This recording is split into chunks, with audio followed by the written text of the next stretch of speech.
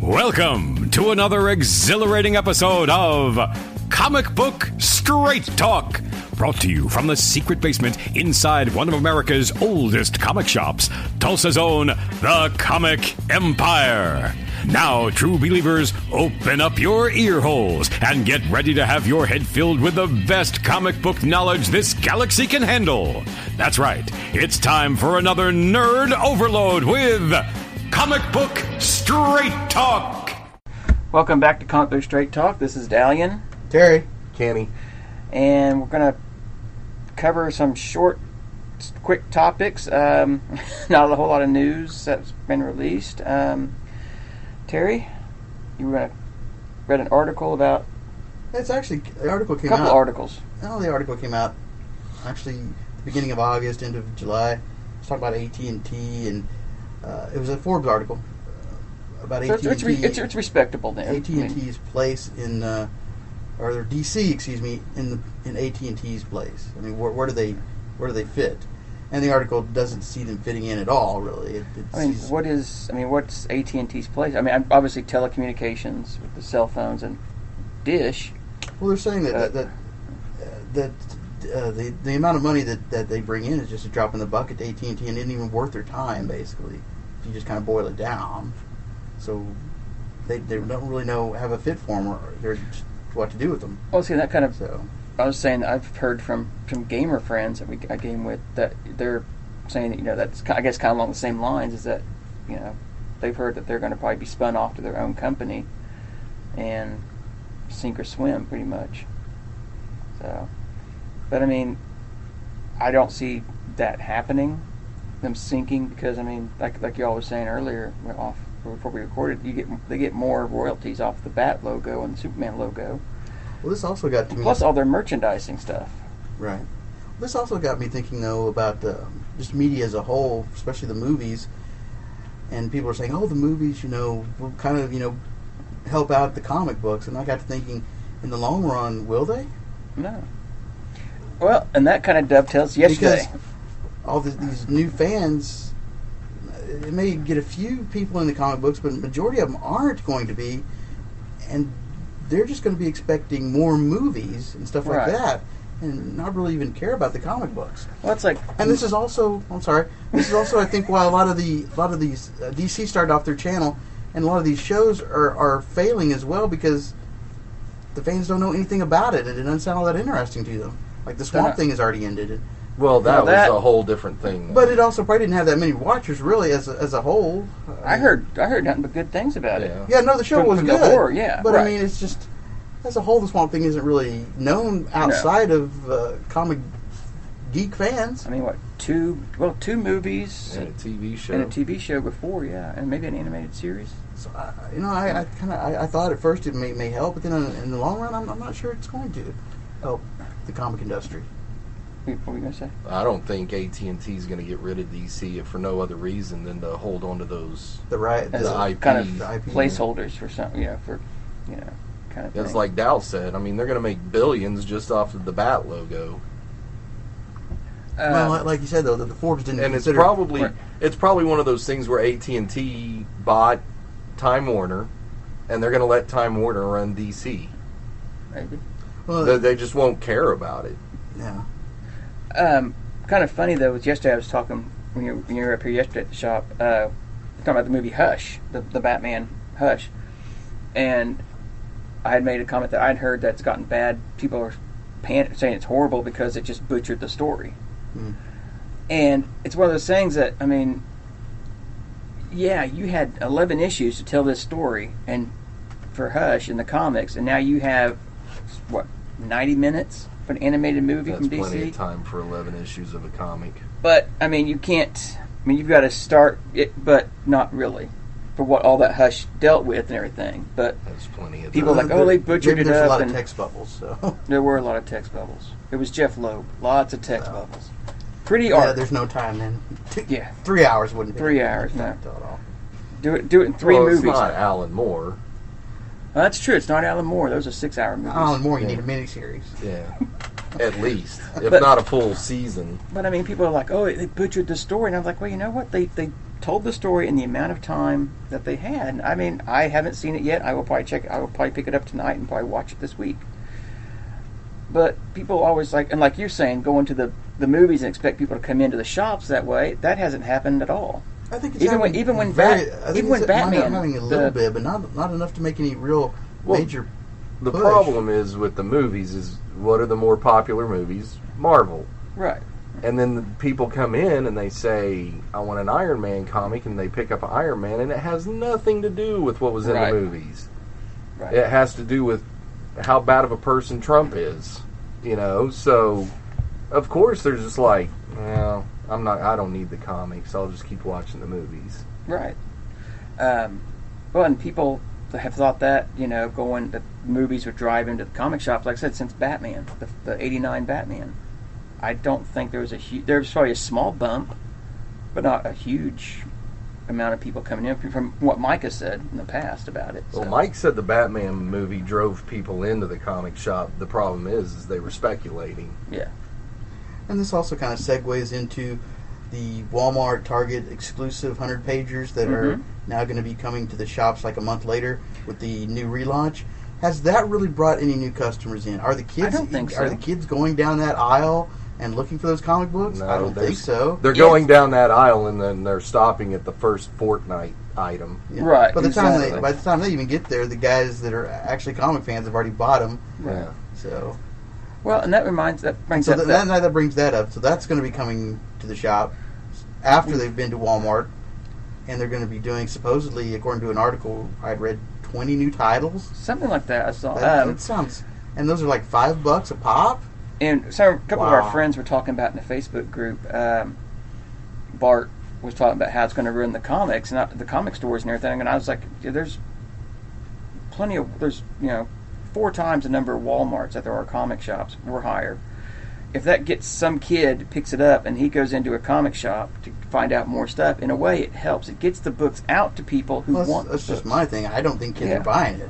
Well, it may be. I don't think Walmart having comics is going to affect comic shops one way or the other. Because back in the 90s, there was always like a 2 or 3 week delay between the newsstand version and the comic the direct market version came out first. 3 weeks later, the comic version or the newsstand version came out. I mean, back in the day, when you went to the grocery store or something like that, they had an entire rack of comics, a ton of comics, and on top of that, back then we didn't have the internet, we didn't have iPads and stuff to read stuff on or watch stuff on, and more than likely, kids nowadays they're going to be on their iPads and they're going to be watching YouTube or something like that, or playing a game or something like that. They're not reading Kids comics. today are more likely to watch a video on YouTube that's reviewing a comic than actually read the comic. Case in point, yesterday, Hunter, a friend of ours, watching somebody read the comic as opposed to actually. He was up here watching, in a comic shop. He grabbed any comic he wanted to read, pretty much, to kill time, and he's sitting there watching a YouTube video of a guy playing Black Ops, right, on how to play it. Well, Carrington, that's watches kids today. Carrington watches YouTubers play video games, and I asked her, "Are you going to download that video game and play it?" She's like, "No, I'll just watch them play it." I mean, it's just it's like, how lazy are we? It seems like the guy our generation all that lazier hassle and of getting on the Play Store, and then I got to download it, and then I got to open it, and then I got to register. I got to figure out how I'll to just do watch it. him play it. Although I'll give her that she's watching people like Markiplier, who's actually pretty funny when he's playing these games, so I think she's watching it more for the comedy of it than right. Probably. Yeah. Like I still play games, and not the only time I use them. I don't really watch people watch them, but if I get stuck in an area and I've done it like 20 to 40 times, then I'll go look it up on YouTube and see how somebody does it. And that's like, I'll still do that. I'll do that kind of thing with World of Warcraft. If I haven't done this dungeon or something, I'll watch how to tank it and then go tank it. Or not tank it. I've seen you tank. You have not played in over 7 years, something like that. Wait, so 6 years? I'm sure you've gotten no better. I have. So tanking has a different definition in World of Warcraft? It's where you're 'Cause the. usually when you tank something, you're failing it miserably. Yeah. Well, there you go. There you go. Well, okay. For Dal, it means the same thing. In the MMO thing, kind of thing, you have a tank, which is one that takes all the aggro and everything and fights the monster, and everyone else is what you call DPS or healers. They're doing damage while you're focusing on the Gotcha. So, and yes, I have gotten a lot better, sir. So good. Basically, they're the one that keep the monsters on them. Yeah. Basically, While they can stand back, and some people can Yeah. shoot at them or hit them without getting attacked, and you got gotcha. these other guys in the back that are doing the healing to try to keep you alive. So was Leroy Jenkins a tank? No, he was a DPS. Leroy was an instigator. That's Leroy Jenkins. That's still fun to watch, even still to this day. Even no one's gonna. I still crack up about that. So, really, the only other thing I know of is when we kind of talked about it before off air was Spiegelman being told they can't call Trump an orange skull because, well, you can't. I guess I think what the big thing with it was is that Marvel was doing this 80-year golden age hardcover. Art Spiegelman wrote the introduction to it and talked about Captain America fighting Nazis and fascism back in the day, and then the policy, not policies, but the we're still fighting the Orange Skull today, and that's kind of where that came from. I mean, he's allowed his opinion, but if you're getting paid to write an introduction, you kind of want to do what the company says. Yeah. And it's but I think a lot of people just, I guess lately, because it's who is in charge of Marvel? Ike Perlman. Thank you. Right? Perlman or Perlmutter? Perlmutter? I don't know. Doesn't Anyway. matter. Ike. And because he's buddy with Trump, and so I think that's kind of what they're like. No, don't do that. Well, it hasn't stopped them from writing about it in the comics. Oh, I understand. I don't know. So unless maybe because it was just shining the light too close to it, and there was no what's the word? Nuance. Nuance. What's where you? Is it the? I need James here. James knows the word. Metaphor. Because the metaphors, for The allegory. allegory. Thank you. So. Well, there's no allegory in the comics either. I mean, I've said I don't pick up on metaphors when I'm reading. Well, and That's why I hate poetry, because I don't pick up metaphors, okay? And if I can pick up what you're talking about in your comic, it's not a metaphor, okay? You're bashing me over the head with it. Yeah. Yeah. And like I said, when I first started collecting comics and read the X-Men, I had no idea that Professor X was Martin Luther King and Magneto was Malcolm X for like 3 years. And see, then I I was didn't like, realize hey, it. wait a second. I didn't realize it until you mentioned it, and then Yeah. started reading it more. And this was been a couple of years ago. Yeah. And I was like, crap! I've read these for 20 years. I don't know. I just go back to the old days where it was discussed, but it was in a way that I don't know. It was a way that it wasn't right in your face. Yeah. So, well, yeah. I did see before we started recording that, and I was talking to James about it. I think you were out. Kevin Smith is the showrunner for Masters of the Universe Revelation. It is going to be a Netflix Masters of the Universe He-Man cartoon. Which James is like, oh great, there's going to be more dick and fart jokes. I think it's more like he's going to be Nothing wrong with nothing them if wrong they're with funny. dick and fart jokes, too, but I can't see He-Man going, hey look. Anyway, I think it's going to be more like Seth Rogen. You can't see He-Man dropping 16 F-bombs in one sentence. Well, I could actually. I've seen him sing "What's Going On," so. But no, because Seth Rogen is basically the showrunner for Preacher, and so it hasn't been that bad from what I've seen. So, I mean, no, a lot of pot jokes, dick jokes, fart jokes. He's famous for those too. Yeah. And so it hadn't been that bad. So I think it'll be pretty interesting to see how it goes, especially being on Netflix. So. So Mickey is finally going to be on a convention Marvel 1000 book. He's going to show up on that. Is he? Yeah. Cool. So he's going to grace. Finally, Disney's going to take their The crossover we the were all crossover. expecting. The crossover, yeah. So Mickey will probably be in the Marvel 1000. He'll be out there fighting and everything. The Marvel villains and stuff, probably. The team up I'm waiting for is the Punisher and Donald Duck. Oh yeah. You know, I want that to happen now. As much as I love the Punisher Archie, you know, that people, Punisher and Archie, that's a stupid idea, but it worked. You know? And new looks for a couple of characters. You were mentioning this. Tim Drake's getting a new look, and the people that have seen it, that's been leaked on the internet, aren't happy with it. He's wearing more of a brownish or blackish with some gold stripes on it looking costume, and just looks like a normal costume to me. It's nothing fancy. It's not what he's used to wear, but he's not Robin right now. So Well, I think he's getting a new code name too. probably. But you know, Then Emma Frost is also going to have a new costume, or at least a new look. I don't know if it's going to be a full-time costume in Marauders, I think. yeah. It looks like she was wearing some sort of feathery kind of thing going down her arms. So, Maybe it's a third mutation. so I'm just thinking it's more for And this particular storyline or something. well, I don't and know. I think the 'Cause last. the feathers just don't make sense to me to be wearing. I think it's just. Well, I mean, unless it harkens back to her early days when she had the feathered cape. Maybe it's like a feathered jumpsuit. Maybe.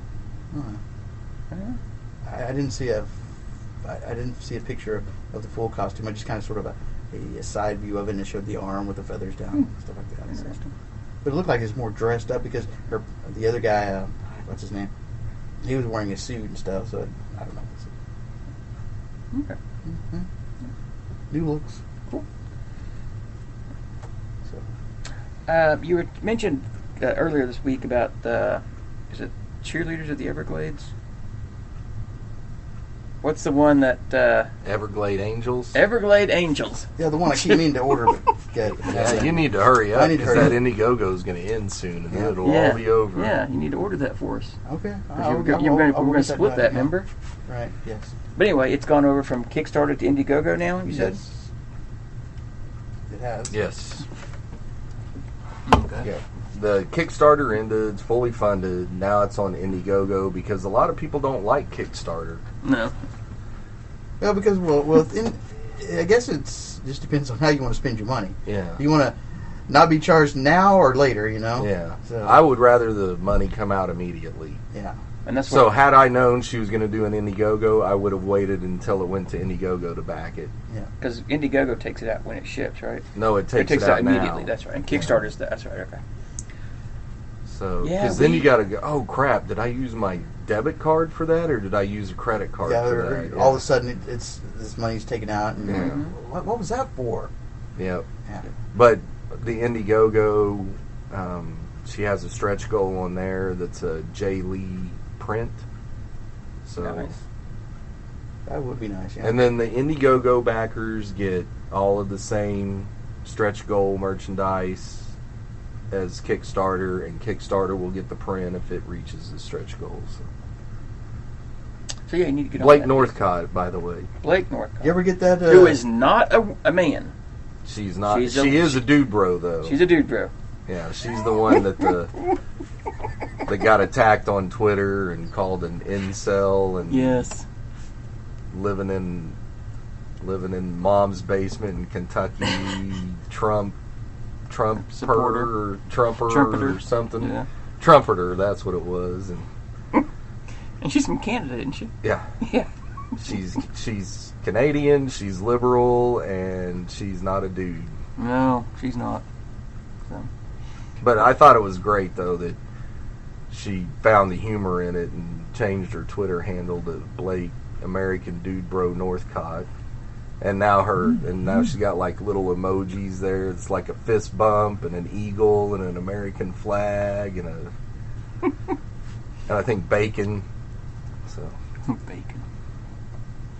What were you gonna say? Did you ever get that? You know, I know you like to get all those art germ covers. Did you ever get that Lady Death art germ cover?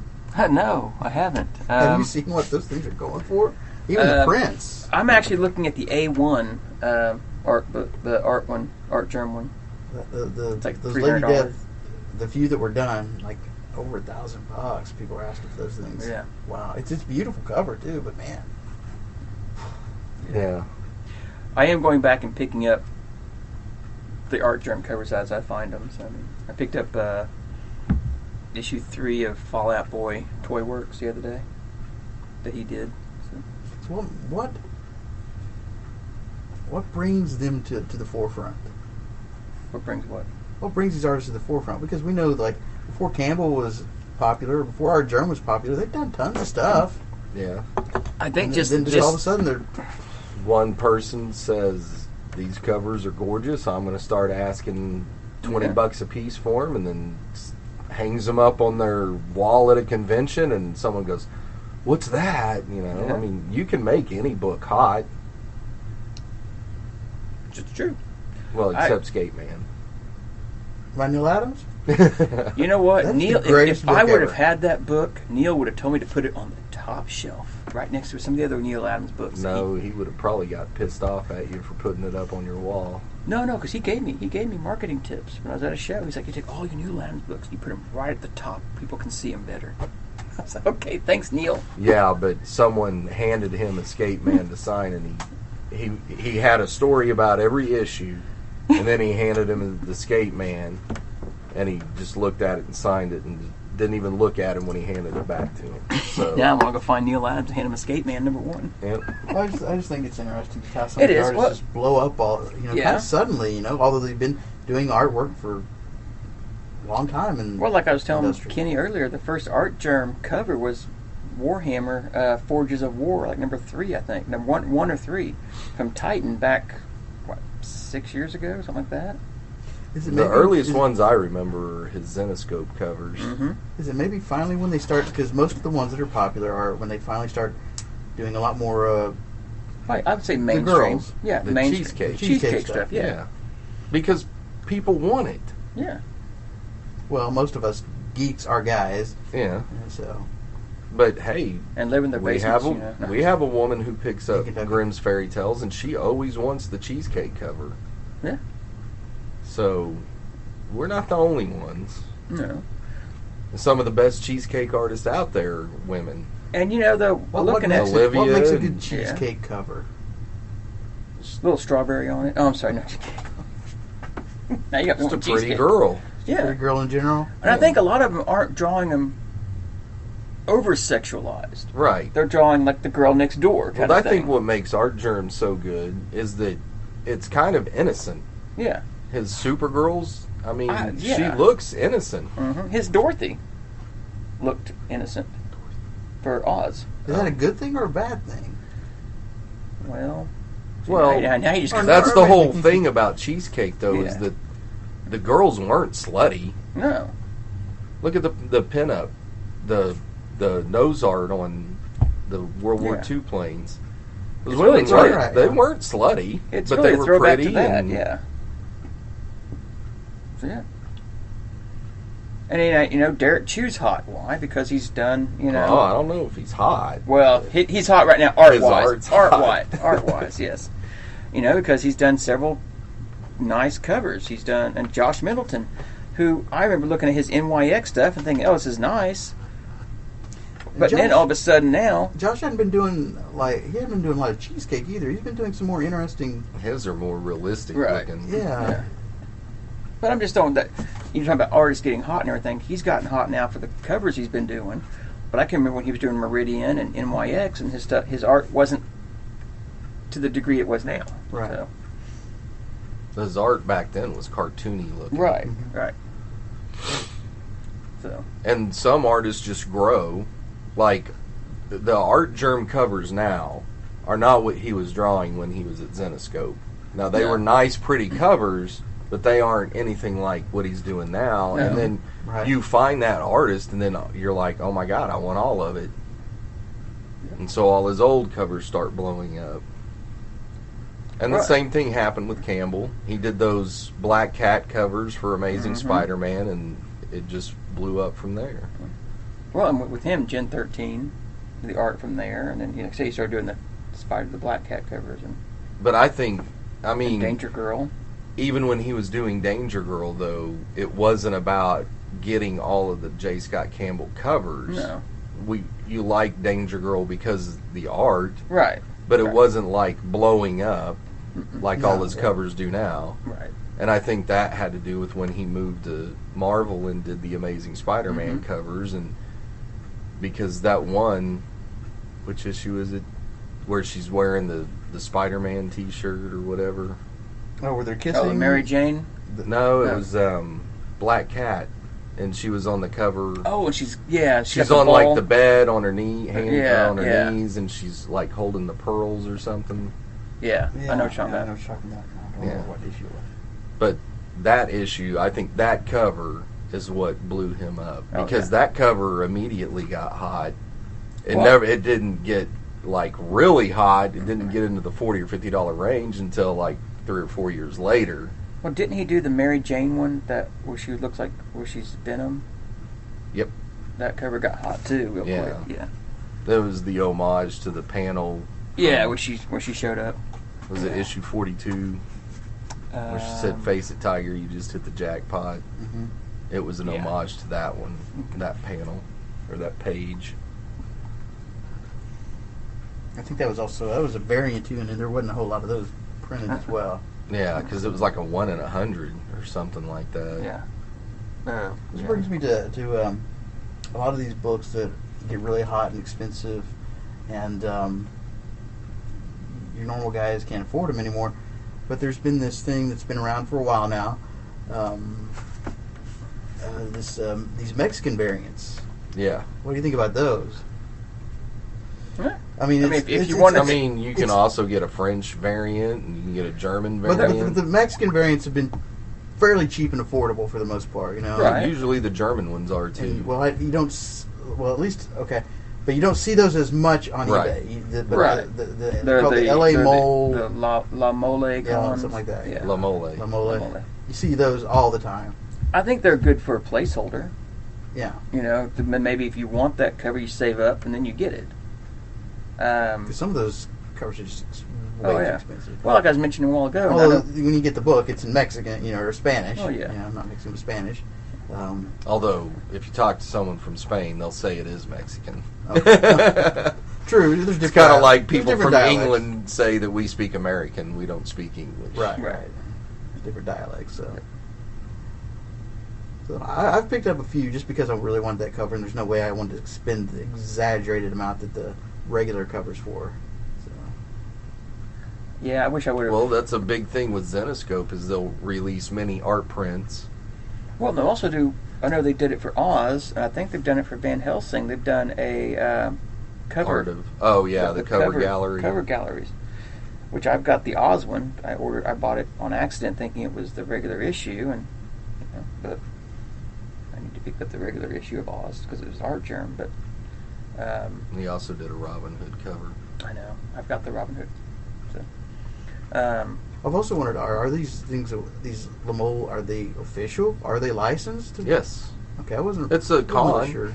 Yeah. Okay, so it's just La Mole Con. okay. Yeah. And they have their own exclusive covers too. Because I think it was Adam Hughes did a Vampirella last year, I think. So, I really didn't know. I haven't looked into it that much either, so I thought I'd just throw it out and ask about it. So, Yeah.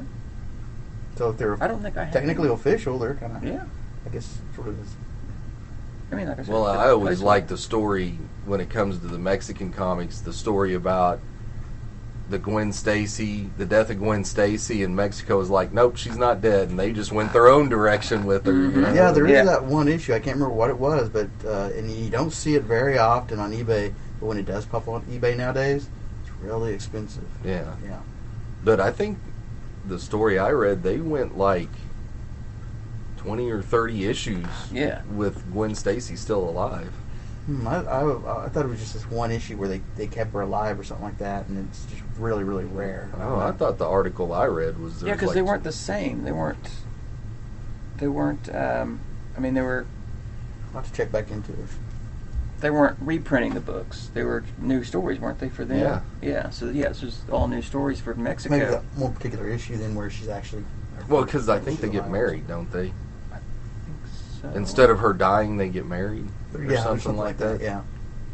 It's been a while since I've Should have stayed looked into it. But the article that I read said that it went on for a number of issues where she was still alive.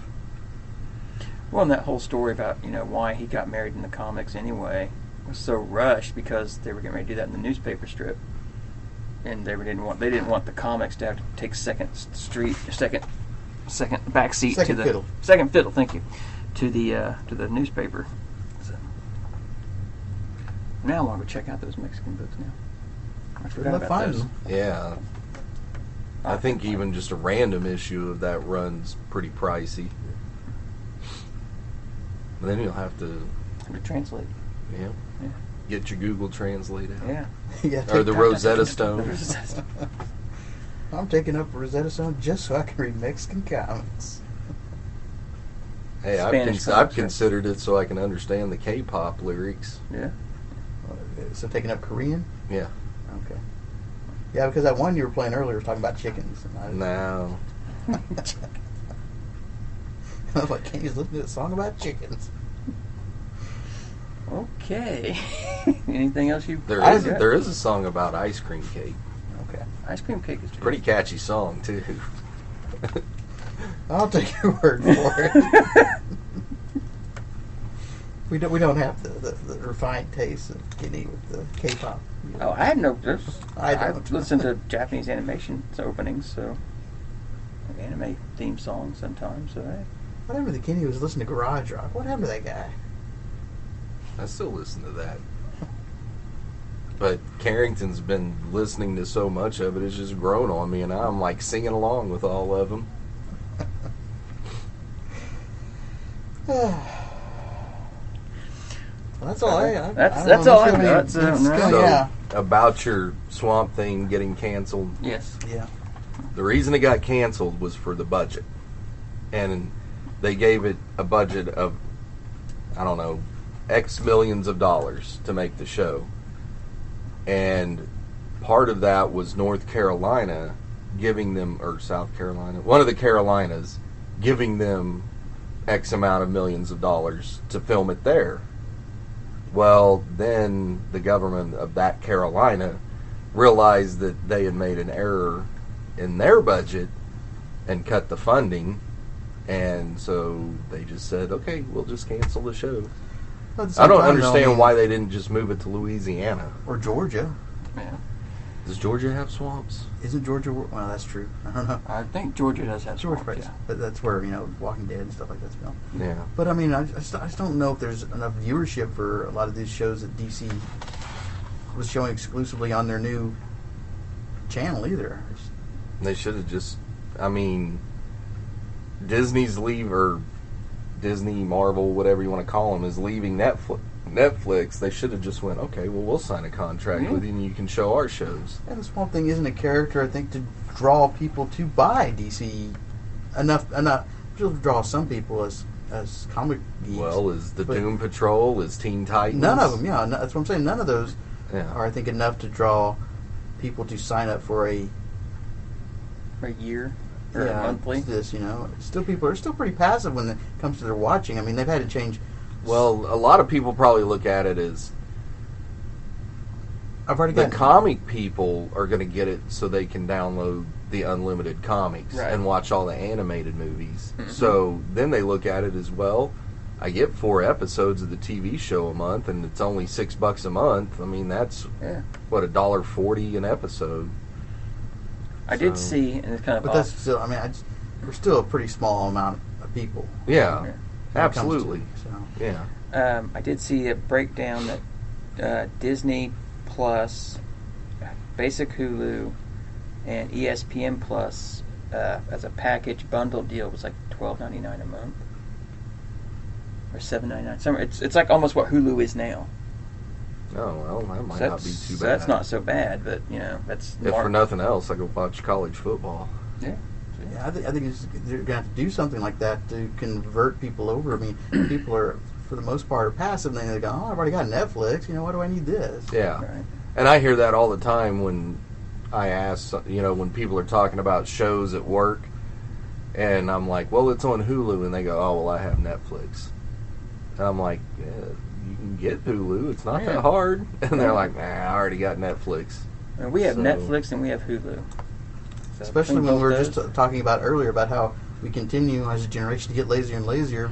When I would rather watch somebody playing a game as opposed to playing it. I would rather watch a YouTube video of someone watching than Teen Titans than download the DC app and watch it myself. And there actually is some of that. And I think I think comic books have lost a lot of sales because people just go to YouTube and watch the reviews. Yeah. So, and not I think because there's- not because the review is bad, a bad review or something. It's that, well, now I know what's happening. They're getting the The basic gist of the story. right and the Cliff Notes version. Yeah. Yeah. Wasn't there some people on YouTube either were or maybe still doing it, actually just reading the comics? Yep. I mean, they're not showing the pictures or anything, but they're just reading the story. Out loud, Yeah. like a bedtime story. As long as you don't do every page, because then it's a copyright strike. You can do like 80% of it or something. So if you just read the dialogue and skip the ads. Don't Yeah. do Zap and Pals. Is that- Well, just don't read the. And this is an ad for just. I don't think they care if you read the ad. I know, but that's like. But yeah, they 80% or probably 20% don't of the show time. every panel Yeah. or something to avoid the copyright strike. But there's a guy I follow on Twitter that does Conan's. I think he's up to like issue 4 now, mainly because he's a Romita fan. So, or Buscema, Cinema. not Romita, Buscema. And he just reads out loud, just reads the Yeah, issues. but he does it like a voice actor would read a novel for an audiobook. He changes his voices for each character, and he has there's inflection and all that. Right. He's the one that did the Frazetta's Came the Dawn.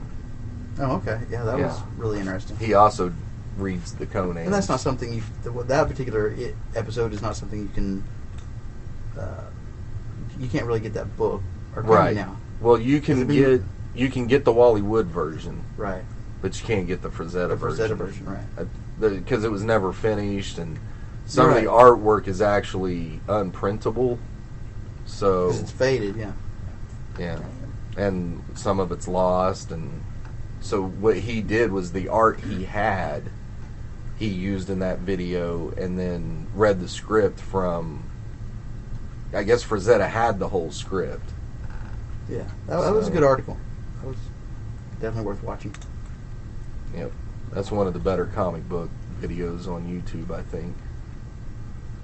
And he does a lot of instructional videos too. How to do Zipatone and how to do, like perspectives and all that stuff. Yeah. Well, you got the story behind the Frazetta doing this Wally Wood issue. There's also a documentary about it as well. You got the story and you got a documentary. On the YouTube video. Yep. I'll have to share it on our Facebook page. Now. Yeah, Kenny shared it quite some time ago. Okay. Well, with us. With I the guess. group, right? Yeah, with the group, right. I remember that. I don't think I saw it though. It was I think- a great video. I think did you watch it? No, I don't think I did. I think I was the only one that watched it, and I was like, "Yeah, you need to watch this." Yeah, even Mike liked it. Nobody even listened. And Mike's usually pretty critical Did you say about stuff something? like that. Exactly. I felt your eye rolls. Yeah, Mike is critical about stuff like that. But Wally Wood did a version of it too. Well, it was originally a Wally Wood story. I mean, we're talking Frazetta, and I pick up on Wally Wood. I like Frazetta. Frazetta's an awesome artist, but I like Wally Wood too. So But, think I'm yeah, more- it was originally Wally Wood's story, and then Frazetta was going to redo it for EC, Mm-hmm. and then EC folded, and he just threw it in his portfolio and never saw the light of day again. Okay. It was for the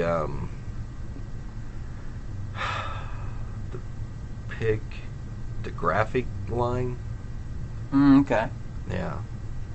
I remember they did some of- Pictofiction. Pictofiction. It would be interesting if somebody could take it and do whatever WizKid knowledge they have to be able to draw out the ink that had been put in there to get the image. Yeah. If that's even possible, I don't know. Or just get Nate Jones to kind of finish up some of the... and republish it. Was it Nate Jones that did the Frazetta Hello there. books? It is, well, hold on, I'm trying to get to the guy's channel. The Pursuits of a Polymath. We will definitely put that on the Facebook and the page. video is called Frank Frazetta's Came the Dawn. Okay. And he's also doing a magazine. It's like, I guess you'd call it pulp noir type magazine, comic magazine. Okay.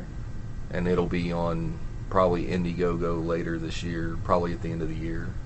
And it's called Strange Adventures or something like that. Cool. But he has a very Buscema-like style. Because, Nice. I mean, the guy's obsessed with Buscema. That's what the majority of his videos are about, and his instructions are, you know, this is how Buscema would do it and all that. So. Okay. In other news, have you started watching Mindhunters? I did. In other news. I got through 4 episodes. I haven't got a chance to watch it. Is it still... The first Pretty episode's grippy? really slow because it's like the ramifications of last season and then building up into the second season. So the first episode's kind of slow, but it picks up right after that in the second.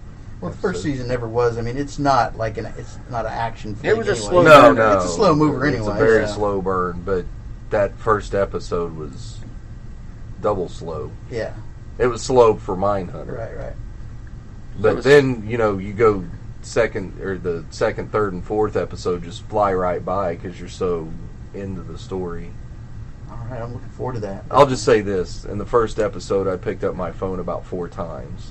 Uh-oh. And I didn't do that in the second, third, and fourth episode. So I don't think they actually talked to a serial killer in the first episode. I don't think they go to talk to one until the second episode. The guy But who- you do see more of the BTK killer. Well, the guy who did the serial killer in that first one, he did a great job. He was... Oh, creepy. yeah, the Kemper. Yeah, he was a very creepy guy. Yeah.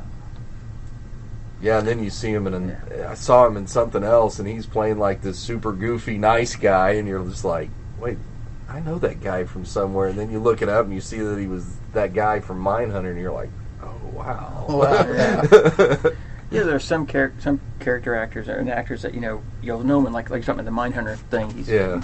He played this guy. He's an ass. He's a and then you'll see him in something else and you don't trust that character. He may be the nicest person. You don't trust that character. He played it because he played this guy. Yeah. Yeah. It's kind of like, who ends up being the bad guy in The Dark, and was the bad guy in summer of '84. That movie. Okay, yeah. Yeah. And then you sit there and think that he's the guy from Mad Men that was like the goofy Right. Yeah. the goofy guy that they all made fun of, you know. He was the one that he was the driver behind getting them to do TV advertisement and all that. Okay. And they sent him out to California to get rid of him. And Yeah, and then in Summer of '84, he's really interesting. He's playing this cop, and he's kind of this supposed to be the nice guy, around his neighborhood and everything. He's the guy you go to for and everything, and things turn out a lot differently. yeah. Just try not to spoil it, but No spoilers. it's a good little film. Was it a series or a film? It's just a movie. It's kind of a throwback to the '80s style film. It's also called Summer of '84. So Yeah. it's been around for a little bit. These neighborhood kids think that he's the serial killer, that the kids keep going missing around this town. Oh, okay. Is it kind of like the So- Summer of Sam kind of thing? Or? No. Oh, okay. It's just about these 4 kids, because halfway through the movie you think it's just their imagination, you know, and then it ends up not being, and Okay. it's a pretty good movie. Yeah. And it's like the ending is like, it's not really a happy ending, Yeah. so It's an interesting ending. yeah. I thought it's a little different. It's kind of that, like I said, that '80s feel, that Stranger Things type of feel. Yeah, and kind of Stand By Me You're right. a little Yeah. bit. Okay.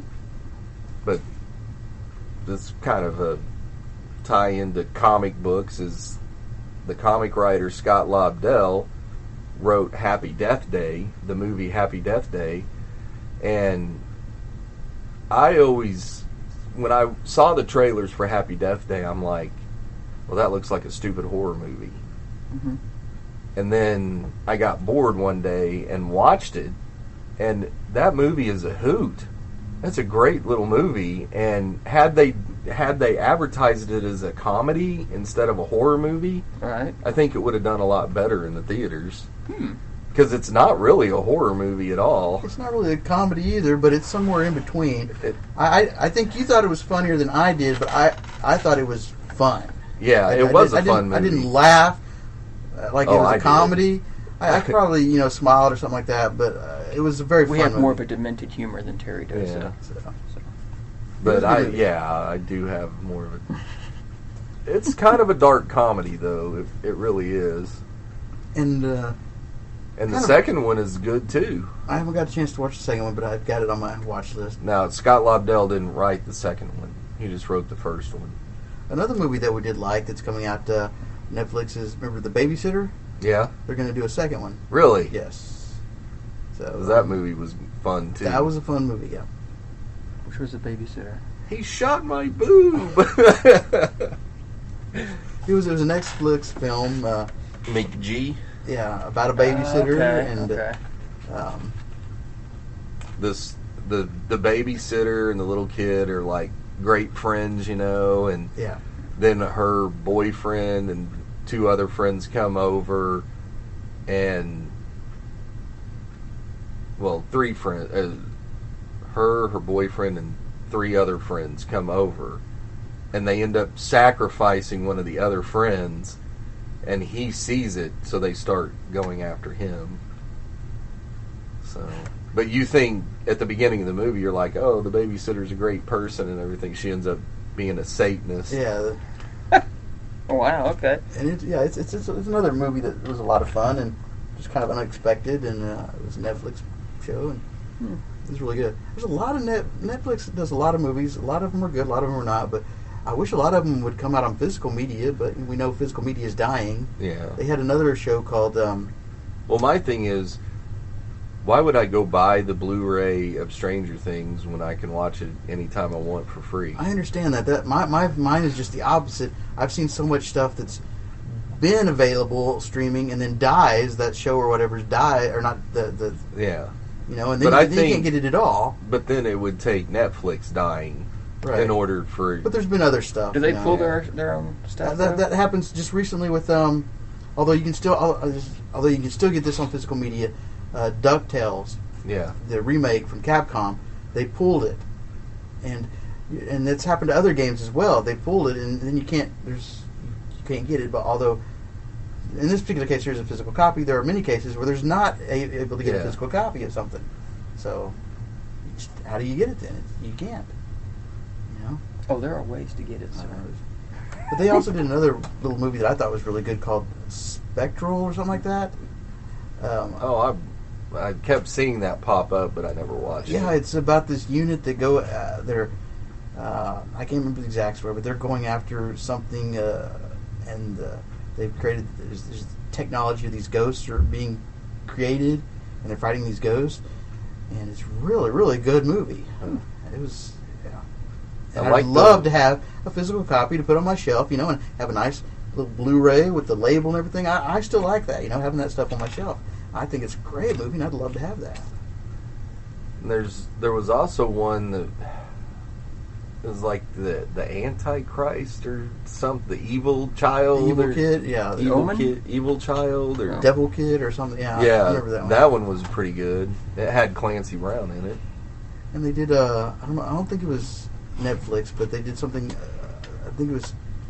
What was the name of that movie? I can't remember now. I wanted to say it was Hush, but that didn't sound right. It was about this deaf girl. The Silence. There's some serial killer who's been killing people, and then he finds her and sees that she's deaf and he can't hear her, so he's playing around with her. But it turns out being a little bit comical because although she gets hurt here and there, she's got the upper hand on this serial killer, and she's deaf. There's points where she slams him in the head with the butt of a crossbow or something, knocks him off the roof and stuff. It's pretty funny. It's a good little flick. I want to say it was Hush, but I cannot remember. I think that does sound about right. Because I remember you telling me about it before. I'd love to see these things coming out on physical media. Little Evil. That was the name of that movie. Well, we kind of strayed from comics. We did, yes. And so we can probably wrap it up here. All right, let's wrap it up. I'll take it. Check out some of the movies that Terry and Kenny have mentioned. If you're into that type of movie. If you're into those kind of movies. I I myself, like I'm not a horror horror fan too much, so. But like we said, most of the ones we've mentioned Are not so really horror, they're more. like Spectral is got Dark horror comedies. elements, but it's more of a sort of a sci-fi as well. And Happy Death Day was like PG-13, Yeah. so Yeah. it's not going to be. You're not going to get terrified. Nah. I think there's like one jump scare in it, but Cool. So check those out, and we'll put that Frazetta documentary up on our Facebook page. I've got nothing else, so That's all I got. Yeah. this is Dalian. Terry? Kenny. Have a good one.